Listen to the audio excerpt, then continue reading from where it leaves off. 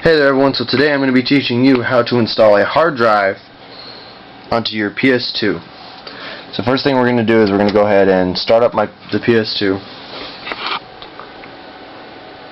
Take note of how long the boot time is, because once you install a hard drive, the boot time gets much longer. And we'll go ahead and go into the browser.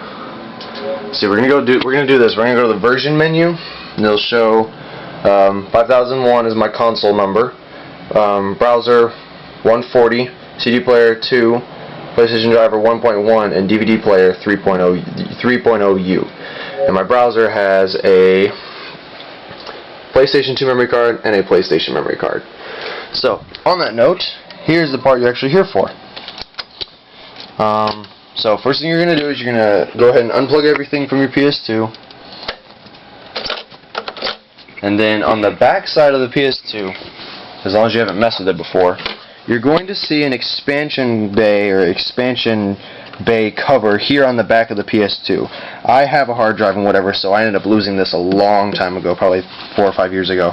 So anyway, you're going to have to remove this cover. I think it just pops off with like a screwdriver or your fingernail or something. But you're going to see the big old open bay is exposed. You can actually see out the front of the PS2. Hello. So what you're going to need for this is obviously an old school PS2.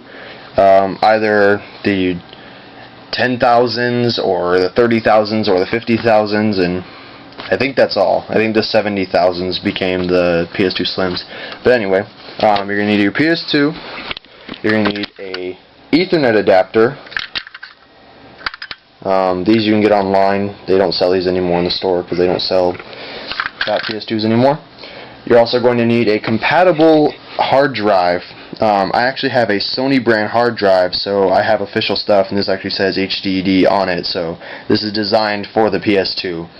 I ended up getting this a long time ago, so I've had this for quite a while. And you're going to need either a screwdriver or a coin. I have a penny here. The reason why you use a coin is because this uses these fancy screws on the back, and the manual actually says don't use a screwdriver, use a screw. Use a coin.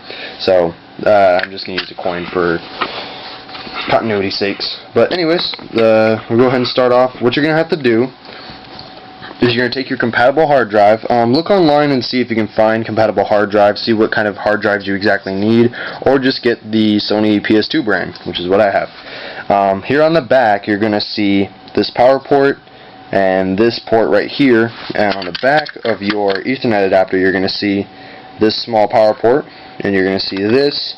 You're going to see this port right here, which is what actually connects to the PS2 and transfers data from the hard drive to the PS2, because the hard drive is never actually connected to the PS2 in any way other than by the Ethernet adapter. That's why you have to have one. This expansion bay slot is purely just something to house the hard drive. So what you're going to do, you're going to take your hard drive, you're going to take your Ethernet adapter, flip them both over or however you want to hold them, and line up those ports properly. Just push them on. Please be careful. As you can see here, this is actually supposed to be covered in plastic, but when I bought this used a long time ago, some person actually broke this off because they were doing it wrong. So just be wary of that. And now that we have everything connected, as you can see, I'm holding the hard drive. This is up. Hold this. The hard drive's up. So the hard drive is now attached to the Ethernet adapter, and now we're going to take the PS2 and slide the hard drive into the Ethernet adapter, like so. It might get caught or snag or whatever. Just move it so that it doesn't until you can finally push it in the entire way and push it on. It might snap or something, and basically just push it on. There. Now you see that it's attached to the PS2, it's flat against the PS2, blah blah blah. Now we're going to go ahead and screw on the hard drive next.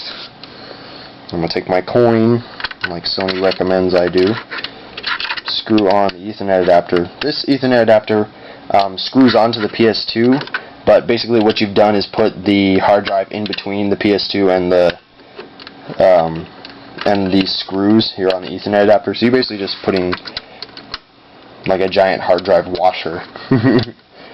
But anyway, that probably wasn't the best way to explain it. Moving on though, screw this crap on. There we go. And nice and tight. Okay. So here on the back, now we have your Ethernet attached to the hard drive, which is inside the PS2 expansion bay, which you could kind of see here in the front somehow if you had the right lighting. But yeah, essentially we're done. That's all you really have to do. Now here's the next thing. I never had to do this because when I bought this hard drive, it was pre-formatted for this. When I bought this, I paid $40 for the hard drive back in like 2004, 2005. Everything was already pre-formatted. If you get a hard drive and you have to format it to the PS2, you're going to have to use a utility disk for PS2. I have never seen one of those in person because I don't know anyone who actually has a hard drive, but I'm pretty sure you can get those online. And basically what that disk does is it allows you to format the hard drive so it'll work with the PS2. Since mine's already done, I'm just going to go ahead and hook the PS2 back up to the TV. Xbox power plug, because they're all the same. And we're going to use beautiful, beautiful component cables. Oh my, that was terrible. Use a proper tripod. And anyway, now we have the PS2 all hooked up to the TV. We're going to plug everything back into it. My controller and memory cards. PlayStation brands, just cuz, and power on the PS2. And take note of the boot time. Stupid PS2. Mine's a little messed up in the power switch. Take note of the boot time of the PS2. It's going to be much longer than before, up to 10 or 15 seconds longer than it would be without a hard drive.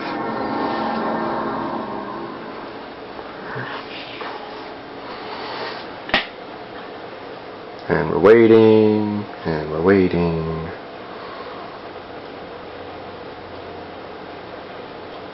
Almost there. There, now you can see just how much longer that was, because before it was practically instant. So we're going to go ahead and look here at this settings menu, and you can see that, well, maybe, some of your drivers change. I'm not positive if some of these change, but on my old model PS2, which was a 30,001, I did have different settings, and it also displays a MAC address for the hard drive. Also, you get new options here in the system config. Before you got clock, you got your size, you got digital out, you got, I use component rather than RGB. I have remote control function because I have a sensor on the front. No, I don't. That's the later model PS2s. Yeah, that's remote control functions. Language, yes, the hard drive adds mouse option and keyboard option. Probably because the hard drive is one of the main things the hard drive was used for is installing Linux onto your PS2, using Linux on a PS2. And now here in the menu we now have a hard disk drive, HDD.